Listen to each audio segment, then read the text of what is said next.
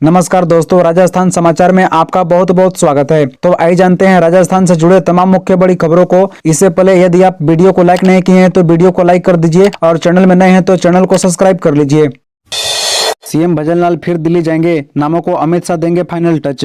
राजस्थान के मुख्यमंत्री भजनलाल शर्मा एक बार फिर दिल्ली जाएंगे। ऐसे में मंत्रिमंडल की सुगबुगाहट तेज हो गई है। सूत्रों के माने तो सीएम गुरुवार आज सुबह पार्टी के वरिष्ठ नेताओं से मुलाकात करेंगे और वहीं पर मंत्रिमंडल को लेकर सूची तैयार होगी। माना जा रहा है कि आज दोपहर बाद जैसे ही सीएम भजनलाल शर्मा दिल्ली से वापस आएंगे, उसके अगले 2 दिन में मंत्रिमंडल विस्तार हो सकता है। पार्टी से जुड़े सूत्रों के अनुसार दिल्ली के कोर ग्रुप की बैठक में लिस्ट तैयार कर ली गई है। सूची अमित शाह के पास पहुंच गई है। माना जा रहा है कि भजनलाल शर्मा अमित शाह से मिलेंगे और सूची को अंतिम रूप दे दिया जाएगा। बता दें कि अब चर्चा है कि भजन कैबिनेट में वसुंधरा राजे की छाप दिखाई नहीं देगी, नए चेहरों को शामिल किया जाएगा। ऐसे में वसुंधरा राजे समर्थकों को मंत्री बनने का अवसर नहीं मिलेगा। उल्लेखनीय है कि इसी सप्ताह में सीएम भजनलाल का यह दिल्ली का दूसरा दौरा है। इससे पहले 16 दिसंबर को सीएम भजनलाल शर्मा दिल्ली गए थे। कौन है लंदन रिटर्न नौचम चौधरी, जिन पर बीजेपी ने जताया भरोसा, बन सकती है मंत्री। राजस्थान में बीजेपी के नए मंत्रिमंडल को लेकर जमकर अटकलों का बाजार गर्म है। कौन कौन से विधायकों को मंत्री बनने का मौका मिलेगा, इसके लिए सियासत में कयास लगाई जा रही हैं। इसी बीच भरतपुर जिले की कामा विधानसभा से बीजेपी विधायक नौचम चौधरी इन दिनों सुर्खियों में है। नौचम ने गहलोत सरकार में मंत्री जाहिदा खान को हराकर बड़ी जीत हासिल की है। ऐसे में उनके मंत्री बनने को लेकर अटकलें तेज है। बता दें कि भरतपुर जिले में 7 विधानसभा सीटों में से बीजेपी ने 5 सीटों पर कब्जा किया है। वहीं खुद मुख्यमंत्री भजनलाल शर्मा भी भरतपुर जिले के निवासी हैं। ऐसे में माना जा रहा है कि महिला मंत्रियों के कोटे को देखते हुए नौचम चौधरी को भी मंत्री बनने का लॉटरी लग सकती है। बता दें कि नौचम चौधरी हरियाणा के पुनाहना के पैमा खेड़े गांव की है। नौचम हरियाणा के सेवानिवृत्त न्यायिक अधिकारी राम सिंह चौधरी और हरियाणा सिविल सेवा के अधिकारी रंजीत कौर की बेटी है। नौचम ने दिल्ली के मिरांडा कॉलेज से इतिहास की पढ़ाई की है। वे 3 साल तक लंदन में रही। इसके बाद उनका रुझान राजनीति की तरफ हो गया। राजस्थान के 2 मुस्लिम विधायकों ने संस्कृत में ली शपथ, यूनिस और जुबेर की खूब चर्चा। राजस्थान विधानसभा में बुधवार को नवनिर्वाचित विधायकों ने शपथ ली। एक तरफ जहां राजस्थानी भाषा में शपथ को लेकर विवाद हुआ, तो संस्कृत में शपथ लेकर 2 मुस्लिम विधायक चर्चा में आ गए। डिंडौना से निर्दलीय विधायक यूनिस खान और अलवर के रामगढ़ से जीते जुबेर खान ने संस्कृत में ईश्वर की शपथ ली। यूनिस और जुबेर का वीडियो अब सोशल मीडिया पर खूब वायरल हो रहा है।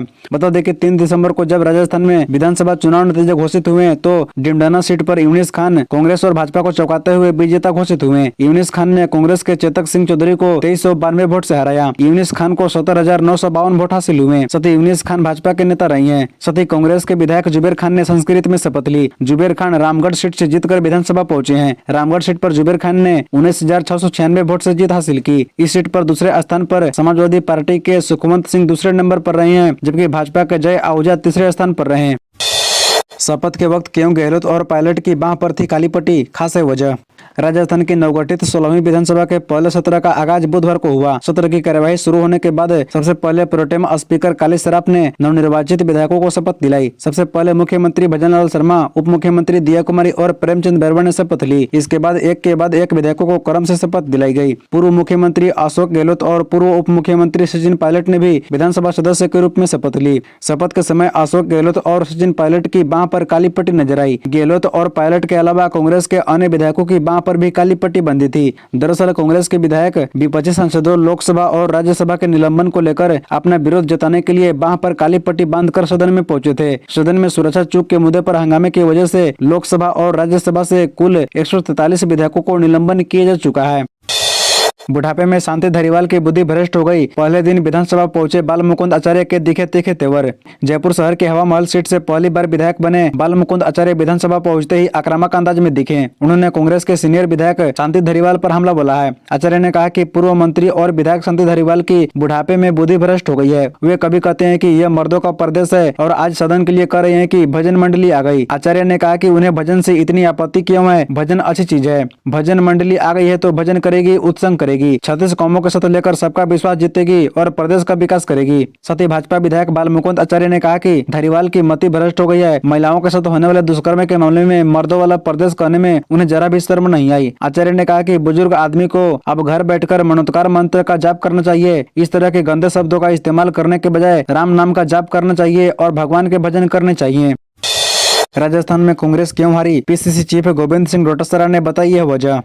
राजस्थान कांग्रेस की हार की रिपोर्ट कांग्रेस आलाकमान तक पहुंच गई है। पीसीसी चीफ गोविंद सिंह डोटासरा ने कांग्रेस के राष्ट्रीय अध्यक्ष मल्लिकार्जुन खड़गे को यह रिपोर्ट भेजी है। रिपोर्ट में हार की वजह बताई गई है। पीसीसी चीफ गोविंद सिंह डोटासरा ने 5 बड़े कारण बताए हैं जिनकी वजह से कांग्रेस को हार का सामना करना पड़ा है। बता दें कि विधानसभा चुनाव में कांग्रेस को हार का सबसे बड़ा कारण ध्रुवीकरण को बताया गया है। प्रारंभिक रिपोर्ट में कहा गया है कि भाजपा के नेता ध्रुवीकरण करने में कामयाब हुए, ये पार्टी की हार का बड़ा कारण है। रिपोर्ट में कहा गया है कि सरकार की योजनाएं अच्छी थी लेकिन यह बात जनता तक ठीक से नहीं पहुंचा पाए, न ही उन्हें यह बात बता पाए कि सरकार गई तो ये योजनाएं बंद कर दी जाएगी। बता दें कि पार्टी के बड़े नेता और मंत्री भाजपा के खिलाफ माहौल नहीं बना पाए। पेपर लीक एसआईटी के फैसले का पायलट ने किया स्वागत, बोले युवाओं के भविष्य से खिलवाड़ का अधिकार किसी को नहीं। भाजपा सरकार की ओर से पेपर लीक को लेकर बनी स्पेशल इन्वेस्टिगेशन टीम के फैसले का पूर्व डिप्टी सीएम सचिन पायलट ने स्वागत किया है। साथ ही उन्होंने पेपर लीक मामले में कार्रवाई को तेज गति से करने का भी सुझाव दिया है। सचिन पायलट विधानसभा में विधायक पद की शपथ लेने के बाद टोंक के लिए निकले थे। बुधवार को उनका टोंक जिले के अलग अलग गाँव में दौरा था। शाम करीब 4:30 बजे वे टोंक बाईपास पहुंचे। यह मीडिया से बातचीत के दौरान उन्होंने पेपर लीक पर अपना पुराना स्टैंड दोहराते हुए कहा कि तह तक जाकर निष्पक्ष जांच होनी चाहिए। नौजवानों के भविष्य के साथ खिलवाड़ का अधिकार किसी को नहीं है। बातचीत के दौरान पायलट ने कहा कि हमने तो शुरू से मेंटेन किया है कि किसी ने कोई गलत काम किया तो उसकी तह तक जाएं। नौजवानों के भविष्य के साथ खिलवाड़ करने का अधिकार किसी को नहीं है, चाहे वह किसी बड़े पद पर हो, चाहे किसी दल का हो, अधिकारी हो, नेता हो, कोई भी हो। नौजवानों का भविष्य सुरक्षित रखना हम सबकी जिम्मेदारी है। बेनीवाल बोले उपराष्ट्रपति बीजेपी के टूल किट की तरह काम कर रहे हैं। देश में राष्ट्रपति उपराष्ट्रपति की कोई हैसियत नहीं, केंद्र की भाषा बोलते हैं। टीएमसी सांसद द्वारा उपराष्ट्रपति की मिमिक्री करने के मामले में विधायक हनुमान बेनीवाल ने कहा है कि जब सांसदों को लोकसभा और राज्यसभा से सस्पेंड किया जाएगा तो सांसद मजाक ही बनाएंगे, उनकी आरती तो नहीं उतारेंगे। मैंने वीडियो देखा है, मुझे नहीं लगा कि उनकी मंशा उपराष्ट्रपति का अपमान करने की थी। बता दें कि बेनीवाल ने बुधवार को यह कहा कि बीजेपी के लोग उनसे कह रहे हैं कि आप ऐसे मत बोलो जिससे जाट और किसान के वोट मिल सके। उपराष्ट्रपति जगदीप धनखड़ बीजेपी के टूल किट की तरह काम कर रही हैं। देश के राष्ट्रपति और उपराष्ट्रपति की कोई हैसियत नहीं है। नए संसद भवन के उद्घाटन में उन्होंने राष्ट्रपति को बुलाया तक नहीं, क्योंकि इन्हें भी कुर्सी से चिपके रहना है, इसलिए वे उनकी ही भाषा बोलते हैं, वही काम करते हैं जो ऊपर से निर्देश मिलते हैं। अशोक गहलोत नेशनल टीम में शामिल, राजस्थान में कांग्रेस युवा चेहरों को दे सकती मौका, प्रदेश अध्यक्ष भी बदला जाएगा। कांग्रेस के राष्ट्रीय नेतृत्व ने राजस्थान के पूर्व मुख्यमंत्री अशोक गहलोत को नेशनल अलायंस कमेटी का सदस्य बनाया है। यानी गहलोत अब कांग्रेस के केंद्रीय संगठन में रहते हुए राष्ट्रीय स्तर पर भी सक्रिय रहेंगे। कांग्रेस सहित अन्य विपक्षी दलों ने मिलकर Indian national development exclusive alliance का गठन किया था ताकि वर्ष 2024 में होने वाले आम चुनाव में भाजपा और एनडीए के खिलाफ मजबूती से चुनाव मैदान में उतर सके। अखिल भारतीय कांग्रेस कमेटी ने मंगलवार को 5 सदस्यीय नेशनल अलायंस कमेटी बनाई, जिसमें मुकुल वासनिक, अशोक गहलोत, भूपेश बघेल, सलमान खुर्शीद और मोहन प्रकाश को शामिल किया गया है। मुकुल वासनिक को समिति का संयोजक भी बनाया गया है। इसी तरह रोजाना खबरों से अपडेट रहने के लिए इस चैनल को सब्सक्राइब कर बेल आइकन को भी प्रेस कर दीजिए। धन्यवाद।